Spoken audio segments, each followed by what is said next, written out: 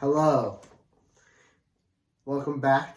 Another episode of the IHMS podcast show. Power Rankings.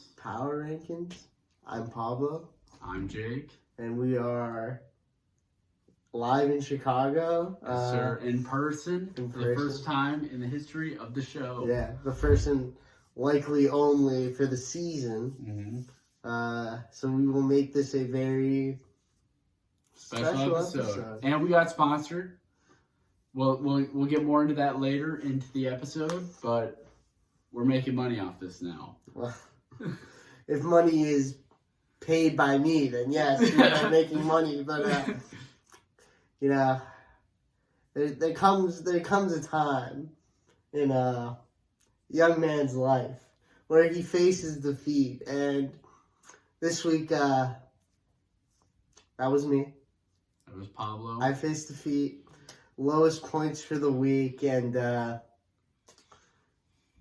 here's my video explaining my depression. What's up, guys? Low score of the week.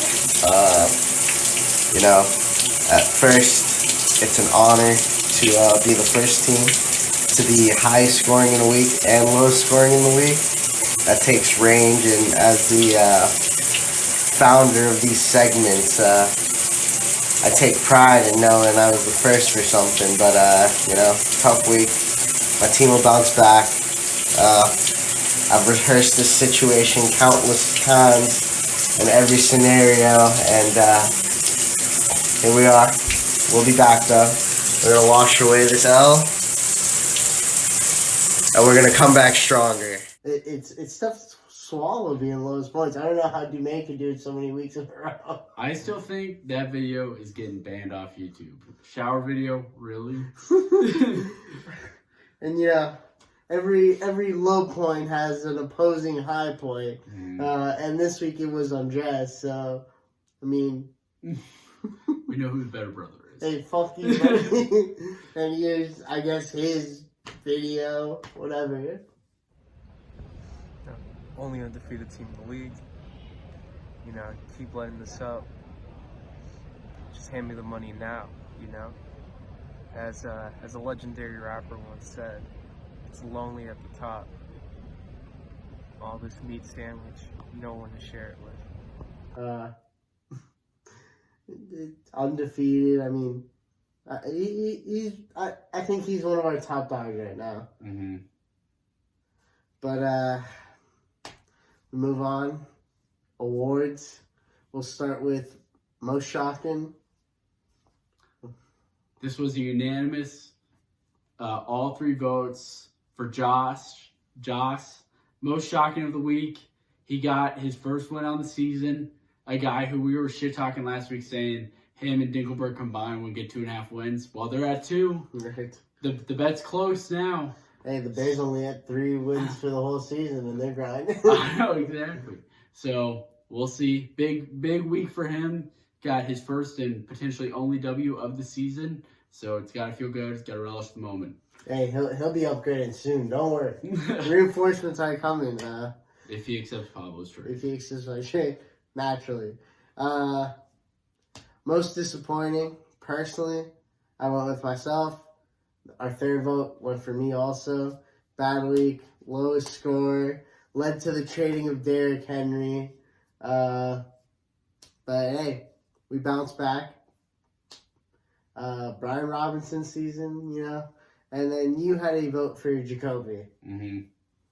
I had to vote him. He's shit-talking me before the week, trying to say that the projections were wrong. They're always wrong. But what happened was this man got clapped. 32 points. He only scored 80. He was shit-talking for no reason. So, here we are. He's most disappointing. Couldn't back up his talk. We know who the real champ is. Me. So, on to the stud of the week. Our stud of the week is Buffalo Bills quarterback Josh Allen. Andres' highest point getter last week. Yep, highest point getter in the whole league. 41 points. Helped Andres get 181. And I mean, that Bills team's looking good. They're looking legit. but they lost to the Dolphins, so fins up, baby. Exactly. Who's really legit? Exactly. Josh Allen noodled armed a touchdown. Tua would never. But moving on, dud of the week. We have 3 different names. My vote went to Teddy Bridgewater. His nice one pass attempt looked great in the score sheet, but not in the fantasy sheet. So Teddy B, goose egg, 0 points at one of the most important positions in the game.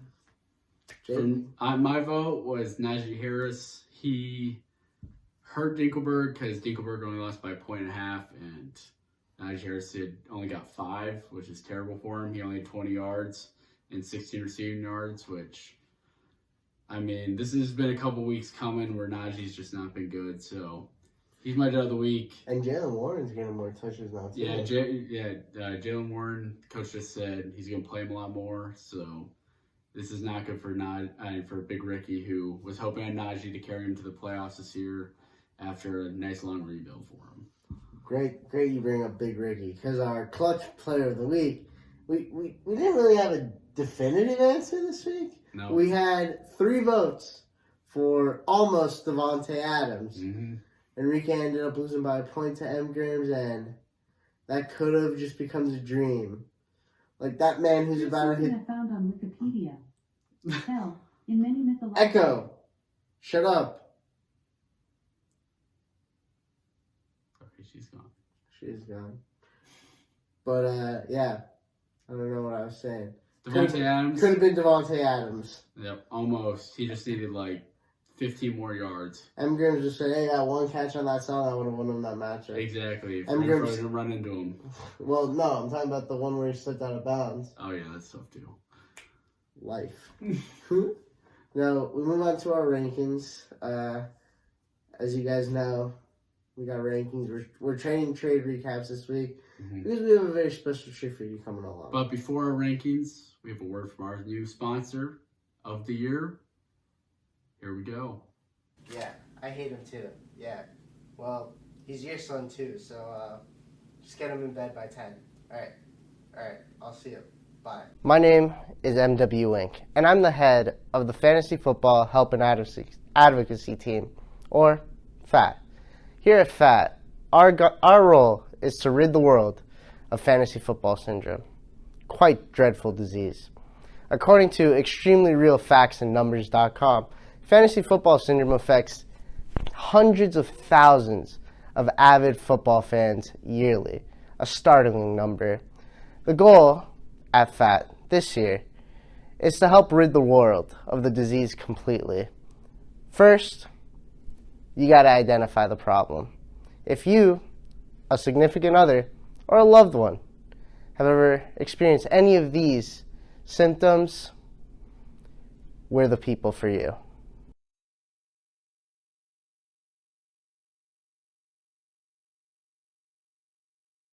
Hello, my name is Mo, and I've suffered from fantasy football syndrome for years. I first started to notice it when I realized it was the only thing in my mind, and I just find myself checking news, updates, everything about fantasy football. I'd always be on my computer researching all my teams, and I'd toss and turn in bed just thinking about them. Which Washington running back am I going to start? Is this Crochet's year? I'd always be on phone calls with my league mates, trying to trade with them, just telling them, I'm doing them a favor. They're just literally winning this deal. All right, Thomas, listen, all right? I'll send you Michelle Watkins in the 2024 fourth round pick drafted from CMC, all right? All right. Listen, all right? CMC probably won't make it to the end of the year, right? And the guys I'm sending you are going to take over by the end of the year, right? All right? I'm doing you a favor, okay? All right? You're winning this deal, right? I don't recognize myself anymore, and I can't tell who's looking back at me when I'm looking in the mirror.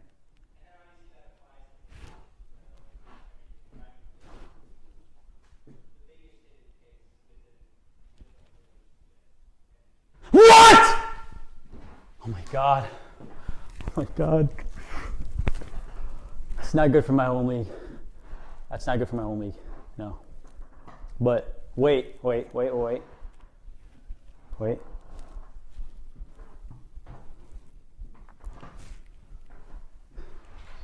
That helps me for my school and work league. I have my son. Fantasy football is an ugly, ugly game. Dr. Berry, tell us more about the gross symptoms behind fantasy football syndrome. It's clear Mo suffers from severe symptoms, but they aren't the only symptoms. Fantasy football syndrome symptoms can also include, but are not limited to, not noticing family, spending too much on buy-ins, trade addiction, always checking your lineups, believing Twitter experts, listening to Matthew Berry, roster baiting, DMing pro football players, justifying rostering a fourth stringer, and more. Myself and Dr. Berry have seen the grave impact of fantasy football syndrome. I've had my fair share of patients suffer from fantasy football syndrome, and nothing can tear a household apart worse. That has a proven track record of not just being a fix, but a solution. FAT is here for you. You can call us at 1-800-FATTER or at our trade addiction hotline at 1-800-798-8533. FAT, where fantasy football stays a fantasy.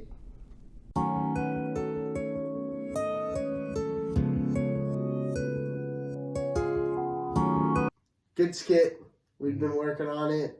He didn't do anything, but I've read my lines. shout out Kobe Davis, Javon Dubercali, Eric Moran, at Eric Moran Films. Follow him on Twitter. Follow TikTok, Instagram, maybe some Facebook, maybe. But yeah, we had a lot of help. It was a fun project, and we'll put that video separately on this page. Cool days after some editing. But yeah, it was a nice little project. It was pretty fun. Up the production value of this very low production value show. So, but now that was sponsorship for our rankings. Let's get into the rankings, Pablo. Coming in at number 14.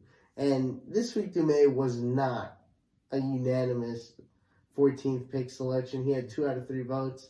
The man himself, the Dinkelberg, James Dume. His team is heading for another toilet bowl situation. He's trying to avoid that. I don't think he's worried about winning the league. He's worried about losing the league. He just wants to do some stand-up. But, God. Well, yeah, Dume, good guy. And then coming in at number 13 this week, we got Joss, another non-unanimous 13th. He picked up his first win of the season, but still one of the lowest scores of the week, only beating Pablo, who was the lowest score of the week. He got 97, which is, that's not continuously winning. So he's just hoping not to do stand-up too, but he's off to a good start with a win this week. I feel like Josh would want to go do stand-up, if we're being honest. Coming in at number 12, the man formerly known as the Wild Effing Bullfrog, Tommy Blythe. Tommy's team still finds itself in that lack of identity. It's kind of 1 foot in, 1 foot out. He traded away all his picks again this year after saying he understood the value of draft picks, so we'll see. But Tommy, I like Tommy's team. I feel like he should do better, but I like his team. I, for one, hate his team and hope it fails. Well, you have his picks, so you know. Exactly. So, and then at number 11, we have defending champ Remy. He had another week where he's the 3rd lowest scorer of the week, and it's tough for him, he won the championship, but straight into a rebuild, but sometimes you just got to go all in for the championship, so unlucky for Remy, and he's probably near the bottom of the rest of the season.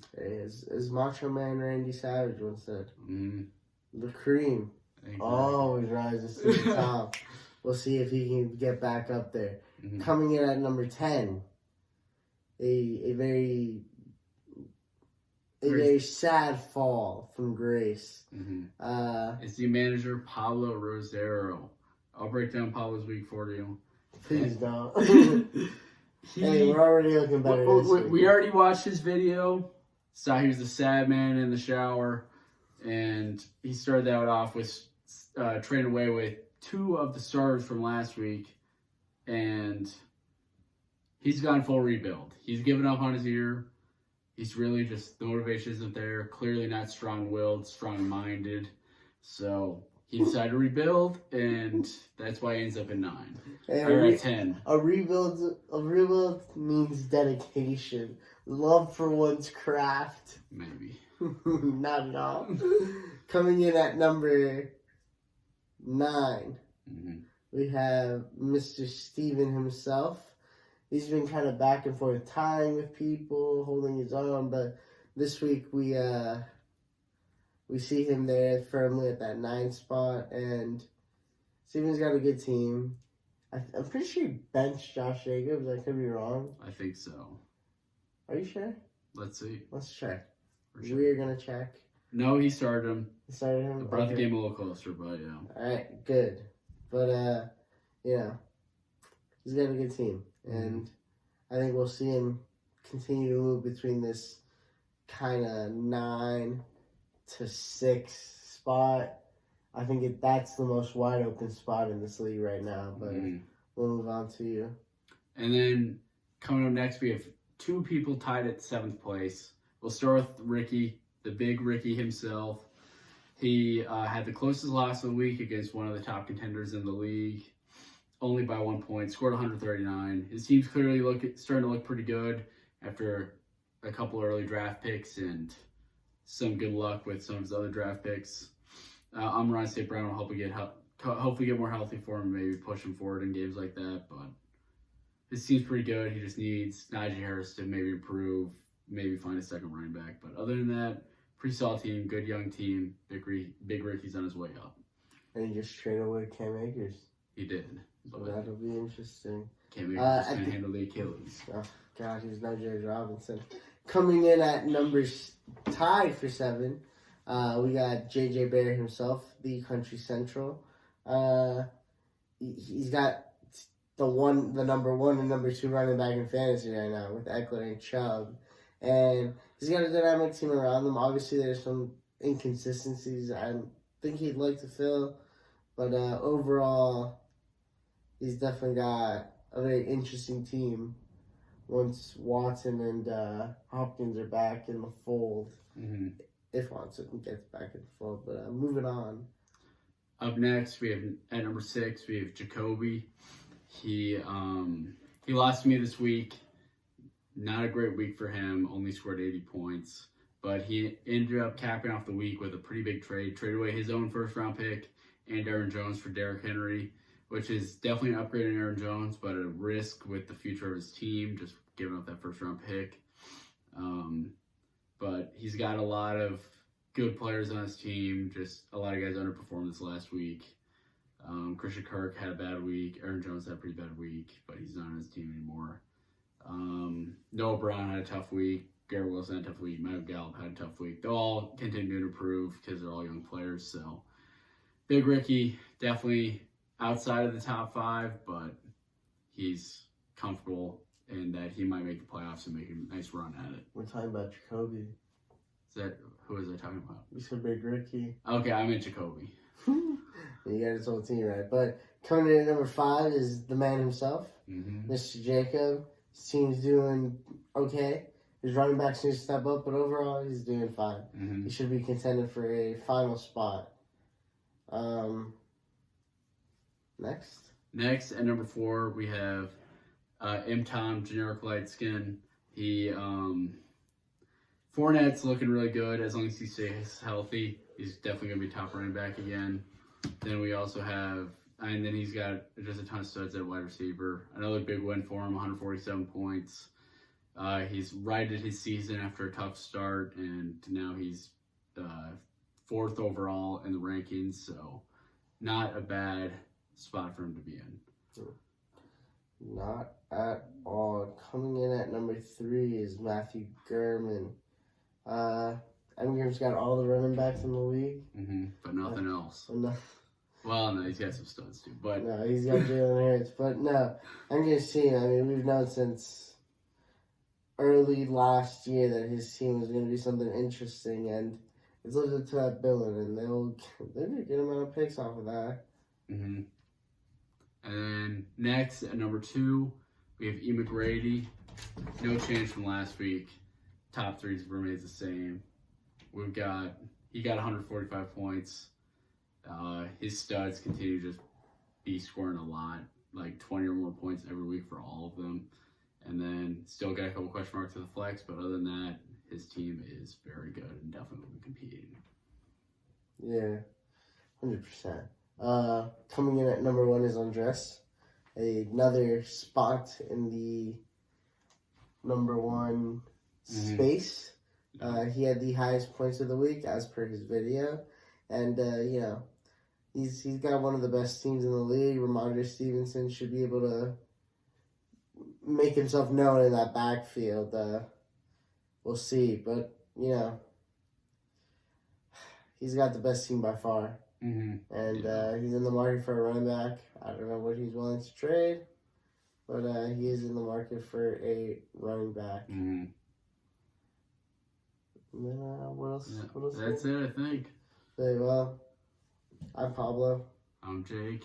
and this is yet another week of power rankings In person. in person, the one and only of this IHMS league. So thank you guys, and keep watching for probably worse content but funnier ideas. We'll see. We'll see.